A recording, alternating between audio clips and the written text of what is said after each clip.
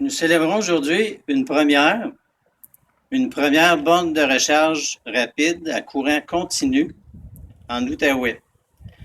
Une première parce que c'est le fruit aussi d'un partenariat nouveau, différent en tout cas, unique pour le moment, on verra pour la suite, où j'ai décidé d'investir personnellement en, conjointement avec le circuit électrique et avec Nissan Canada qui a fourni pour un bon montant pour la borne de recharge rapide.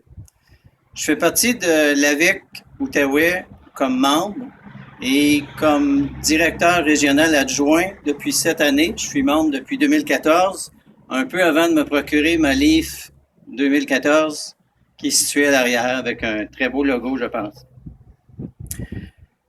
Vous verrez que sur cette borne rapide, les partenaires sont indiqués. Et ce qui peut amener à confusion, c'est que le logo de l'AVEC apparaît sur cette borne. C'était une des demandes que j'ai faites quand j'ai fait le don à la municipalité. Normalement, c'est le partenaire qui est indiqué, donc le circuit électrique, évidemment, Nissan Canada qui a fait une subvention et la municipalité de Montebello.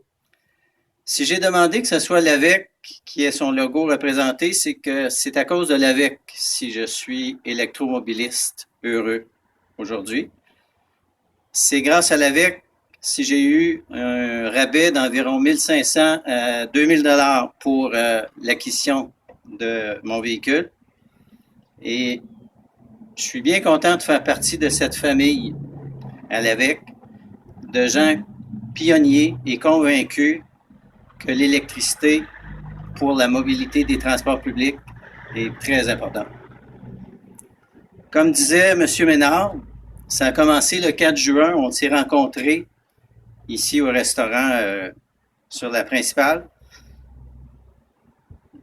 M. Ménard m'a ouvert une porte très grande le jour où on s'est rencontrés lors de l'inauguration à Chénéville, au lunch. Il a dit, la municipalité ne peut pas nécessairement investir, mais elle peut émettre des reçus, fin d'impôt, à des gens qui font des dons. Puis pour moi, c'était une porte grande ouverte à permettre la possibilité d'une borne de recharge rapide ici à Montebello. Pourquoi Montebello? Je réside à Gatineau, je suis né à Montréal. Pourquoi Montebello? Parce qu'à Montebello, il y a 3 raisons. Localisation, localisation, localisation. Montebello est à mi-chemin entre Montréal, Laval et Gatineau et à peu près à même distance de Tremblant.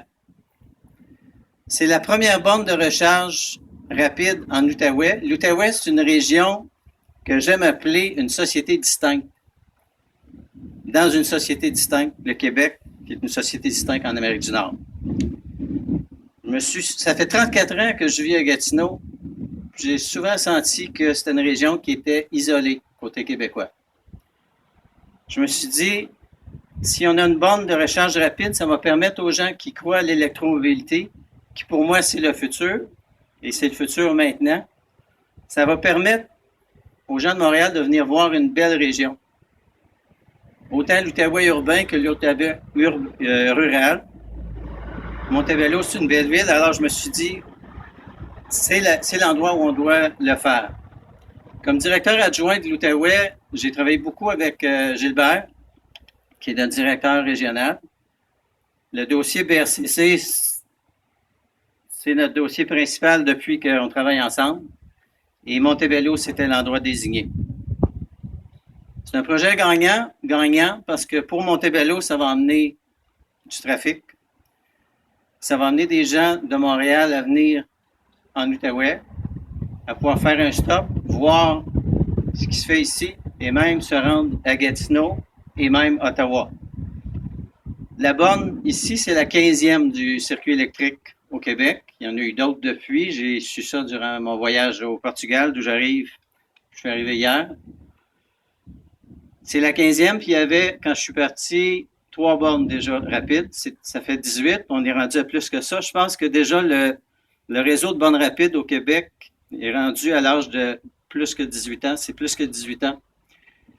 On est déjà rendu à l'âge adulte, à l'âge où c'est plus juste un projet, c'est quelque chose de lancé.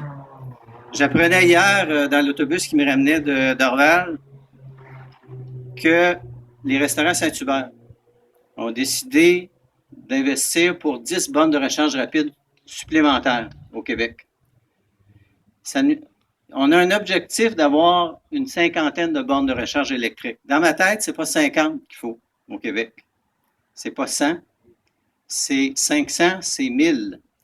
C'est beaucoup de bornes, ça doit devenir la façon de se déplacer. Le Québec a tous les éléments pour devenir un leader, et je dirais le leader mondial. Nous avons une électricité propre, renouvelable et peu coûteuse. Comme société, nous n'avons pas le droit d'ignorer ça. Nous avons même le devoir de réaliser l'électrification des transports à tous les niveaux. Et chacun de nous a un rôle à jouer à tous les paliers. Nous avons un grand projet de société qui transcende les partis politiques et qui a tout pour mobiliser l'ensemble du Québec. Ensemble, donnons l'exemple, car nous ne sommes pas que des citoyens du Québec, ni du Canada, ni de l'Amérique du Nord. Nous sommes tous citoyens du monde. On me dit souvent, les véhicules électriques, c'est le futur. Moi, je dis que le futur, c'est maintenant. Le futur, ça se prépare aujourd'hui avec des objectifs clairs et ambitieux. Le temps est fini de faire des études, des commissions parlementaires, de discuter. C'est le temps d'agir here and right now. Un plan d'action doit comprendre des améliorations au niveau des incitatifs à l'achat des véhicules électriques, une loi zéro émission, comme dans plusieurs autres États américains, pour augmenter l'offre aux consommateurs. Un système bonus-malus qui encourage l'utilisation des véhicules électriques et pénalise les émetteurs de gaz à effet de serre. Nous sommes en période électorale fédérale et j'entends beaucoup parler de vote stratégique. Pour ma part, j'ai pris la décision que mon vote irait au candidat le plus susceptible de faire avancer la priorité de toutes les priorités. Je veux un gouvernement qui va le mieux représenter le Canada au grand sommet sur le climat à Paris en décembre prochain.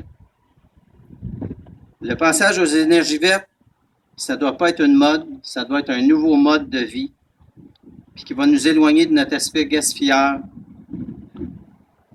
à passer à un aspect utilisateur consciencieux des ressources limitées de notre planète.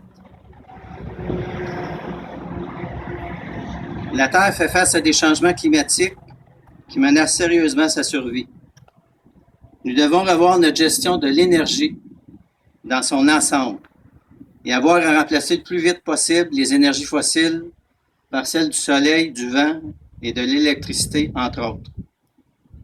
Je suis fier de faire partie d'une communauté de pionniers qui fait de plus en plus d'adeptes et qui compte sur des alliés comme le pape, le président Obama, je dirais Volkswagen, parce qu'il nous montre qu'on peut tricher avec les énergies fossiles.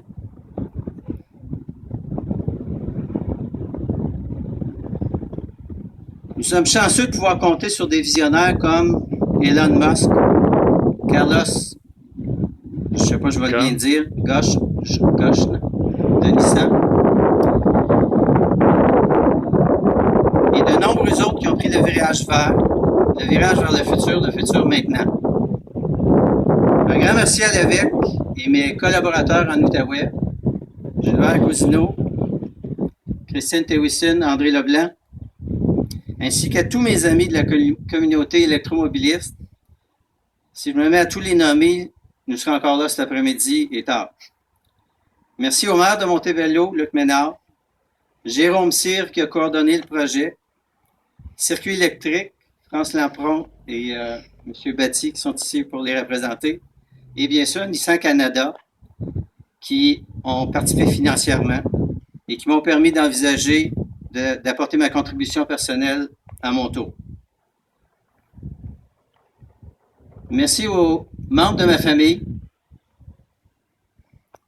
Je pense à mon épouse Micheline et mes deux garçons.